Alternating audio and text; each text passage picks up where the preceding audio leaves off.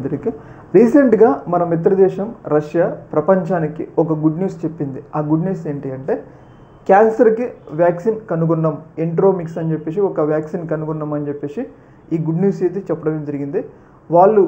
వాళ్ళ దేశంలో ఉన్న మెడికల్ రీసెర్చ్ ఆర్గనైజేషన్ ఈ యొక్క వ్యాక్సిన్ కోసం కొన్ని సంవత్సరాల నుంచి కష్టపడి ఆఖరికి క్లినికల్ ట్రయల్స్లో దాదాపు 100% ఎఫిషియన్సీ, ఇప్పుడు ఆ వ్యాక్సిన్ని మార్కెట్లోకి వదిలే ముందు క్లినికల్ ట్రయల్స్ నిర్వహిస్తారన్నమాట. ఫస్ట్ ఫేజ్ క్లినికల్ ట్రయల్స్లో 100% ఎఫిషియన్సీ అంటే సమర్థవంతంగా పనిచేసింది. నెక్స్ట్ స్టేజ్ క్లినికల్ ఫేజ్లో కూడా పనిచేస్తుంది అని చెప్పేసి వాళ్ళైతే ధీమా వ్యక్తం చేశారు.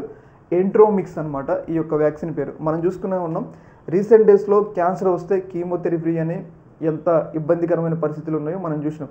అలాంటిది ఒక వ్యాక్సిన్ ద్వారానే అయితే క్యాన్సర్ కణితులు ఉంటాయి కదా, వాటిని అన్నింటినీ కూడా ఈ యొక్క వ్యాక్సిన్ కరిగిస్తుంది, క్యాన్సర్ని పూర్తిగా నయం చేస్తుంది అని చెప్పేసి వాళ్ళైతే ధీమా వ్యక్తం చేస్తున్నారు. అన్ని రకాలుగా దాదాపు అన్ని రకాలుగా మెయిన్ లంగ్ క్యాన్సర్ కానీ, బ్రెస్ట్ క్యాన్సర్ కానీ, ఇంకా ఏ క్యాన్సర్లు ఉన్నా కానీ ఆ క్యాన్సర్లన్నిటికీ కూడా ఈ యొక్క వ్యాక్సిన్ పనిచేస్తుందని చెప్పేసి రష్యా మెడికల్ రీసెర్చ్ ఆర్గనైజేషన్ చెప్పడం జరిగింది. ఇది ఒక రకంగా ప్రపంచానికి గుడ్ న్యూస్ అనమాట. ఎందుకంటే రీసెంట్ డేస్లో మనం చూస్తూనే ఉన్నాం, గత కొంతకాలంగా గ్రామాలలో కానీ మన చుట్టుపక్కల కానీ ఎంతోమంది క్యాన్సర్ బారిన పడి చనిపోతున్నారు. ఇలాంటి సందర్భంలో ఈ యొక్క వ్యాక్సిన్ రావడం అనేది చాలా ఆనందకరమైన పరిణామం అనమాట.